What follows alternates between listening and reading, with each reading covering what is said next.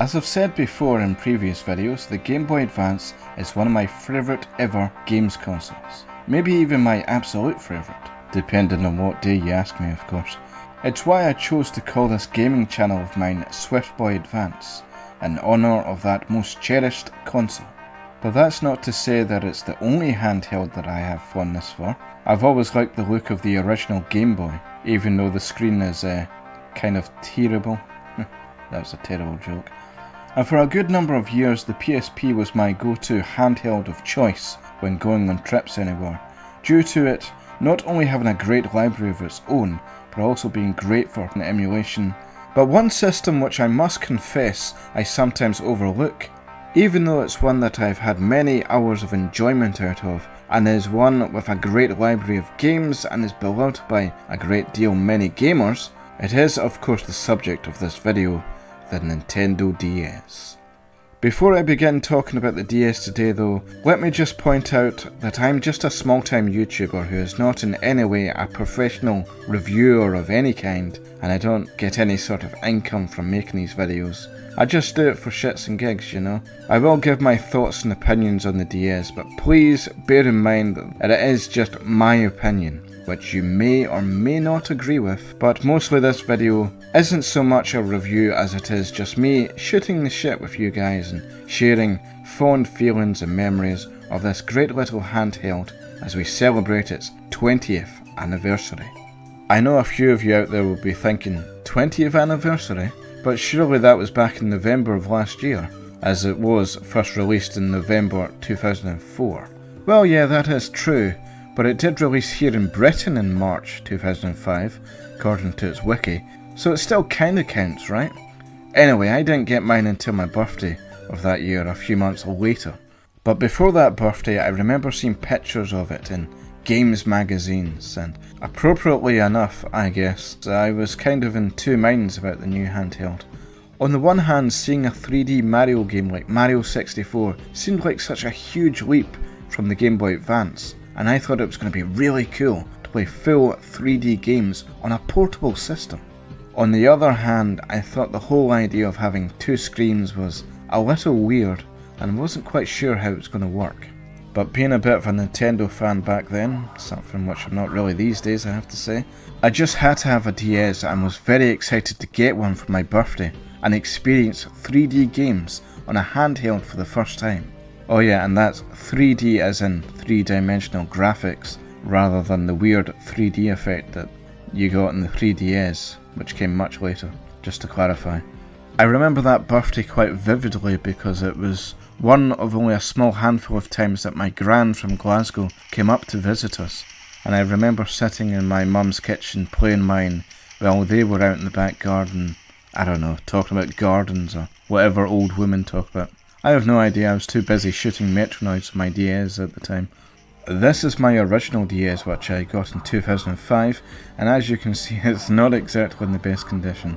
Originally it was silver, which was the only colour choice available at launch. I remember being a little bit annoyed when just a little bit later they released DS's in different colours. I would have much preferred a blue one, but hey ho, that's just how they did it for some reason. I'm not sure what it was like for people outside of Britain, but here at least, unless I'm very much mistaken, and correct me in the comments if I am, but I am pretty sure that every DS at the time of its launch had a copy of the Metroid Prime Hunters demo, which I have here. Metroid Prime Hunters First Hunt. I can remember on my birthday my mum had got me the console but didn't give me any games to go with it, so it was kind of nice that I at least had this demo to play around with while I waited for money to go and buy a game for myself from the shop. First Hunt was kind of fun and was really impressive to me at that point in time to see a large open 3D space on a little handheld screen. It's fun to play around with for a few minutes, but unfortunately, being just a demo, it stops being fun after a few shots of shooting the same enemies over and over. But I'm glad they included it to show off the capabilities of the DS. In the meantime, I also had other things to amuse myself on the DS. The DS has several features which the Game Boy Advance did not have. It It has an alarm clock and a calendar, as well as the option to customize your console's UI color and your username. It might seem like very simple and basic stuff, but it was kind of cool to me that you could set your name, and the alarm clock was actually very handy for me for a good number of years, even after the DS's lifespan as a current console. Honestly, there was a time in my late teens to mid-20s where I didn't have a phone or a watch, so my DS's primary use was as my clock and my alarm clock. A fun little detail you can do with the calendar is that you can set your birthday, and when it happens to be the day that you've set it to, the DS will play a different startup sound and remind you that it's your birthday. Though why anyone would want to be reminded of the slow, inevitable decay and the slide towards the eternal darkness of death is beyond me. But you can if you want to, if you wish, so that's kinda nice, I guess. Then there's the PictoChat feature, which allows you to test out the touchscreen with the DS's stylus pen. This was a lot of fun to mess around with back in the day, and I enjoyed sending stupid little messages to my little brother in the next room when he eventually got his DS. Another cool feature of the DS was that you could easily connect with other people's DS's using its wireless connectivity. No more having to mess around with stupid link cables like the Game Boy. I know there was a wireless adapter thing for the Game Boy Advance, but that was kind of rare and expensive as I recall, and I only ever remember seeing it bundled with the Pokemon games, so it wasn't exactly common to see one of them, and so the novelty of the DS's wireless was still very fresh and exciting for me. The DS getting rid of the silly tangle of wires or rare wireless adapters, it was pretty much the first time as I recall that I could enjoy playing multiplayer games with other people on a handheld. The other thing this allowed people to do was to share certain game stuff with each other, with only one cart between two people, so long as they had two DS's. I never did this much, so I'm not quite sure how it works exactly, but with certain games you could connect with a friend's DS to play multiplayer with them, even if you yourself didn't have the game. I think you could do other things like sharing demos and stuff, but like I say, I didn't do this much, so I'm not really sure about this function of the DS. As if that wasn't enough new stuff in the DS, you also had a microphone, which several games utilised in different ways to varying success. I can't say that I used the microphone on it much myself, but I've seen other people play Nintendogs, for example, and seeing them get frustrated shouting at their DS as the dog on screen failed to understand them was quite hilarious.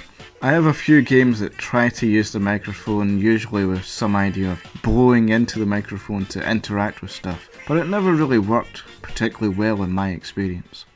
One very important feature of the DS was its Game Boy Advance slot. Not only could this let you play all your Game Boy Advance games, but there were also certain DS games which came with additional devices that you could slot into your Game Boy Advance slot for extra game features and stuff. Such as this one for Guitar Hero, which would allow you to play the game with the coloured buttons like you would normally do with a Guitar Hero.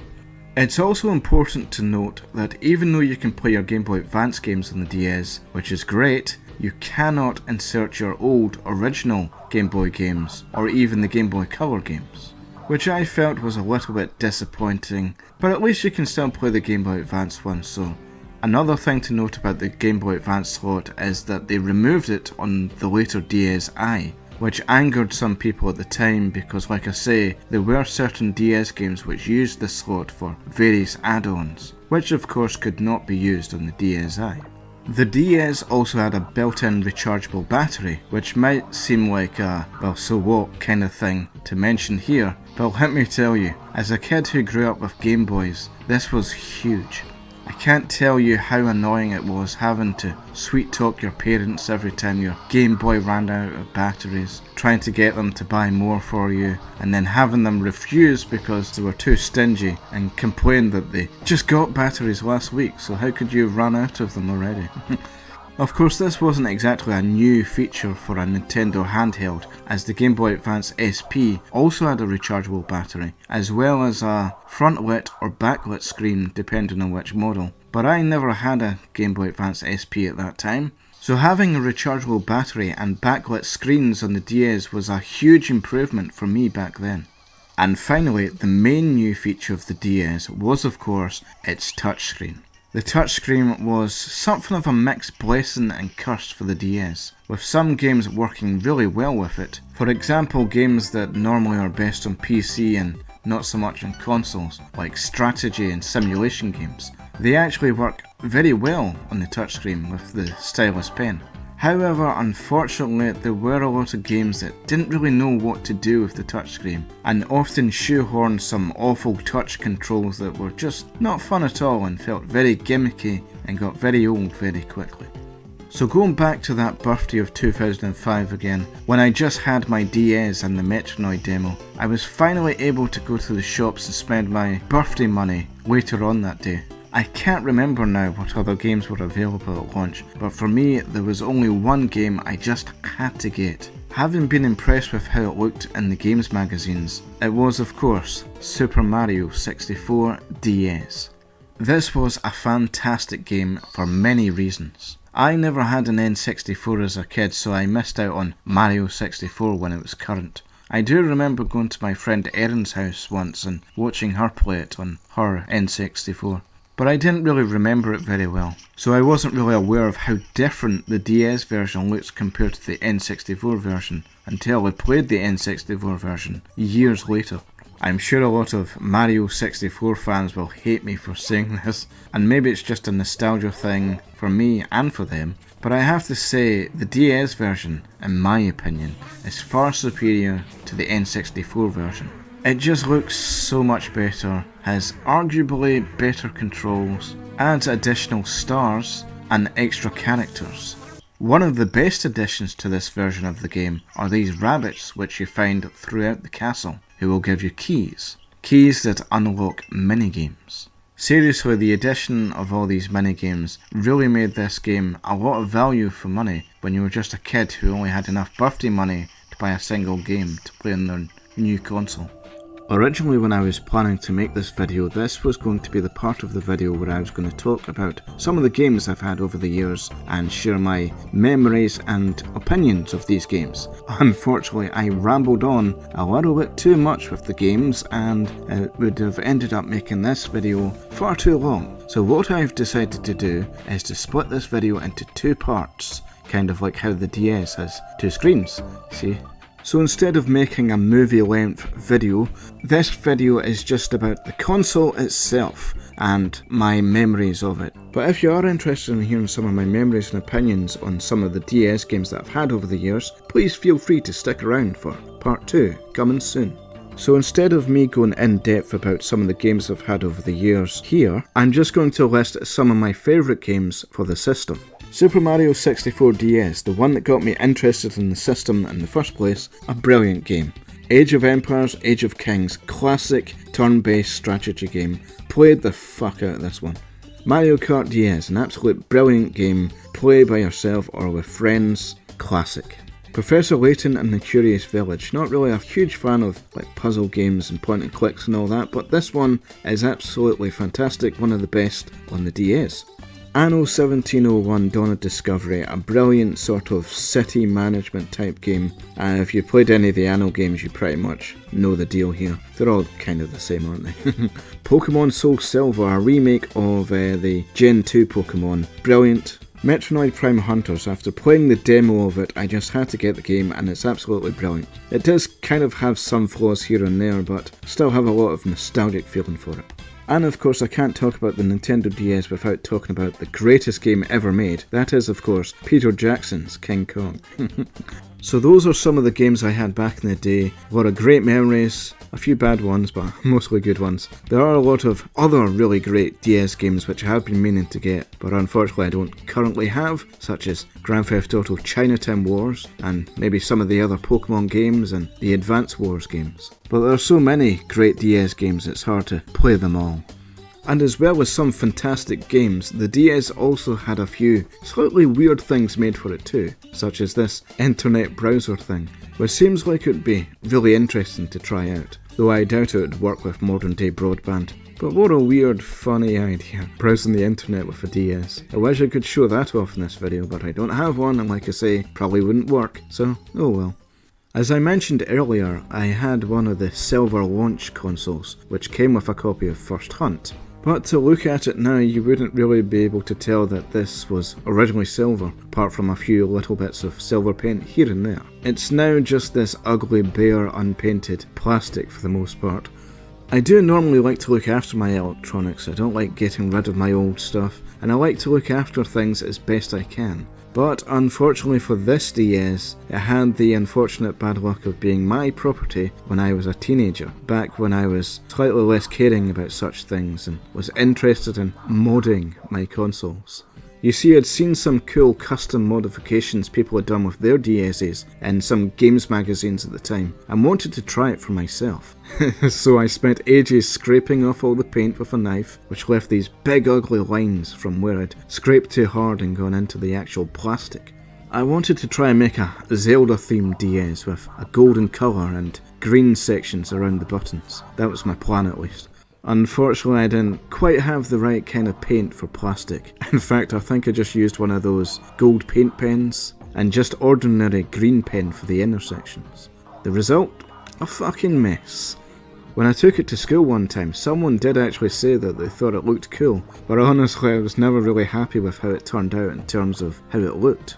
But far worse than that was due to the paint pen that I had used, it never really fully dried out, and when I played on it I ended up with sticky hands and a slightly brown tint to my palms. Not to mention that the paint started to peel off and parts of it that were still on the console discoloured and became a disgusting brown yellowy colour. It was a huge mistake to say the least, and I very much regretted doing it. I then tried to scrape off the sticky gold paint, but as you can see I never quite got it off fully. Add to that mess, there was also the annoying incident when my little brother was playing with it and he couldn't find the stylus pen. So instead he used one of my grand's sewing pins, which left this really horrible annoying scratch right down the middle of the screen and messed up the touchscreen, making parts of it unusable and therefore making some games completely unplayable on it. So thanks, Stephen. When I charged up this DS and switched it on for this video, I was also a little sad to see that this strange glitch was on the touchscreen. And testing out the pen, yeah, it seems to have gotten worse over the years. It's pretty much useless now, unfortunately. Another thing I notice about this original DS is just how dull the screen looks. I remember way back in the day I was a little annoyed that after ruining my DS, my little brother then got a DS Lite, which was not only smaller and lighter, but had much brighter and better looking screens. At first he had this black one, which he quickly broke, before then getting a red one, as that was his favourite colour. I must confess I was a little jealous of his shiny new DS Lite with its bright screens, and also with the DS Lite you had the option to choose from a variety of colours this time around, instead of just silver like I had. Well, I couldn't be doing with my dull old original DS anymore, with its ugly sticky paint and messed up touchscreen, so I went and got myself this lime green DS Lite. I must say I wasn't expecting it to be this exact colour exactly, and I was a little disappointed that it was so yellowish. But I got it out of Argos, you see, and for those of you who live outside of Britain and don't know what Argos is, it's basically a shop where you have to order things from a catalogue before you buy it. So sometimes the things that you order don't quite look like what they look like in the picture. Yeah, it's a bit of a weird system. I've been caught out by it before in the past. I remember in particular trying to buy these hooped earrings for my mum's birthday, as she likes cheap hoop earrings for some reason, I don't know, and then getting something really small from them that was something more like a ring for a pixie or something like that. So yeah, anyway, not quite the green colour I was hoping for, but that's fine. Much to my annoyance, however, soon after getting my DS Lite, they then released the DSi, which was a much bigger improvement over the DS Lite. And guess whose annoying little brother ended up getting one of those while they didn't? Oh yes. Yeah, I never got a DSi, so I don't really know what they're like exactly. But I think it had like a built-in camera, bigger screen, and was a little bit more slim.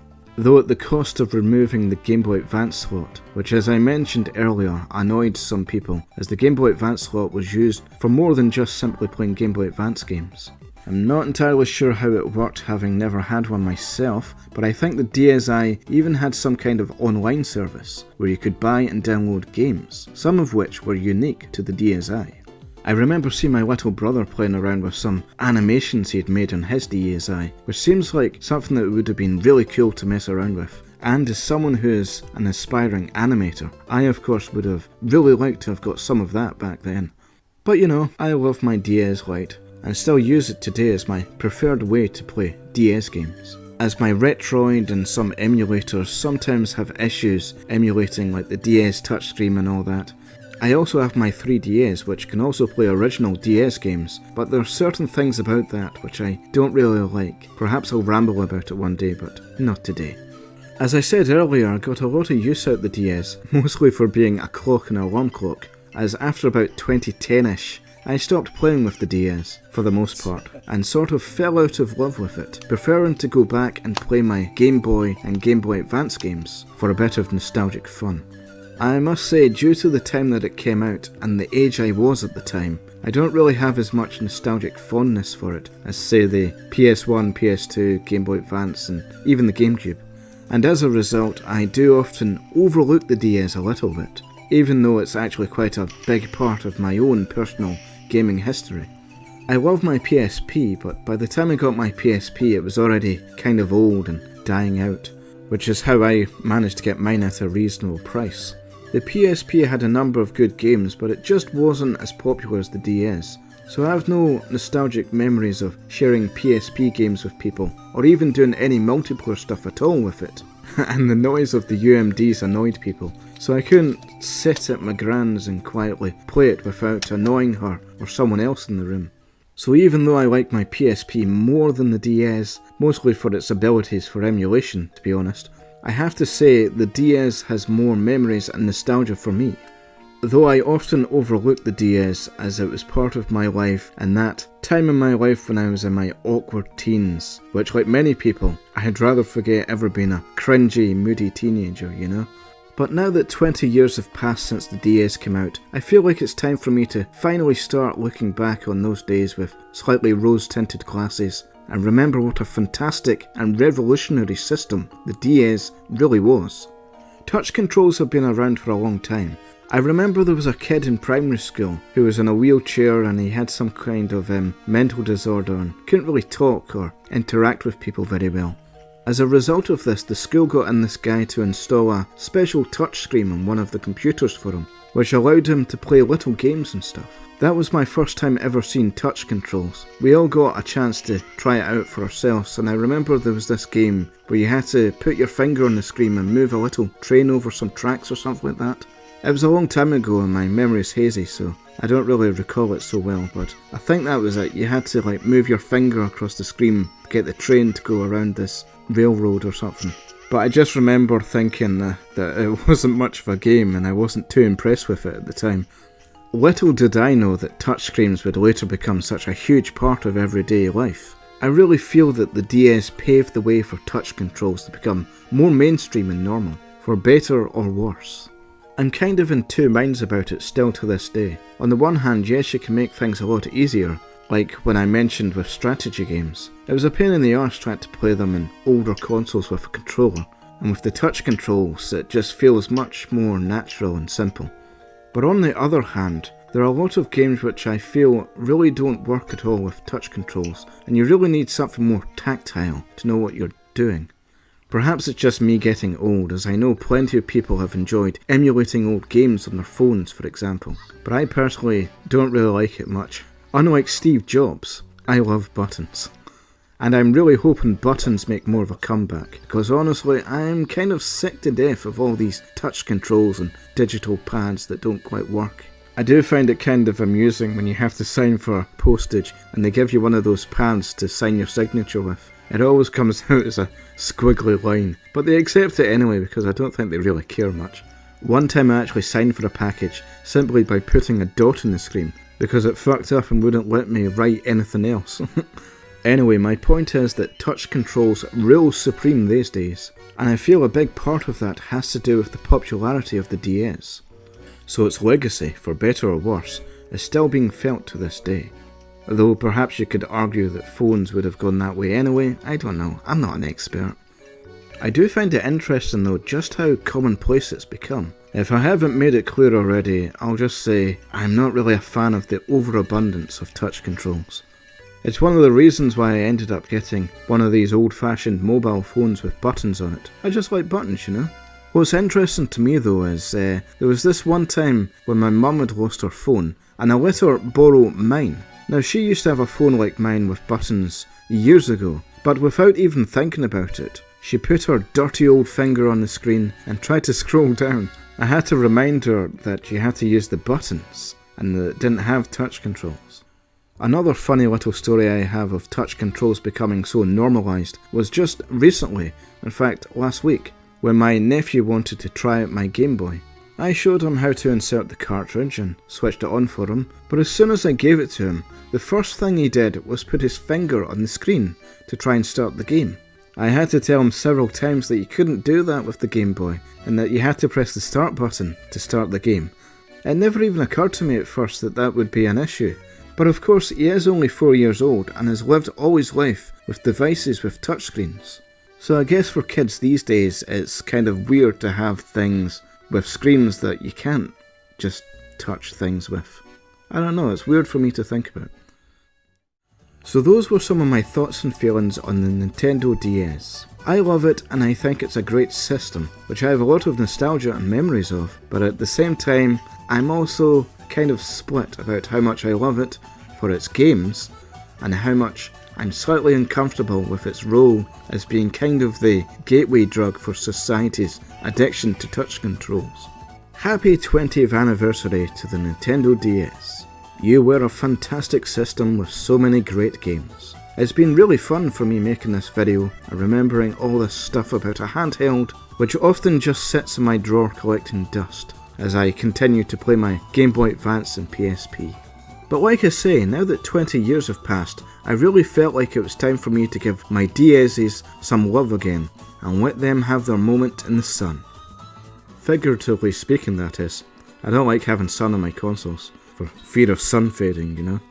Thank you very much for watching and listening if you've made it this far. If you have any fond memories or thoughts on the Nintendo DS, so long as you're polite and respectable, please feel free to share your stories and opinions of the DS in the comments of this video. Thanks again, and farewell, good sentient life forms.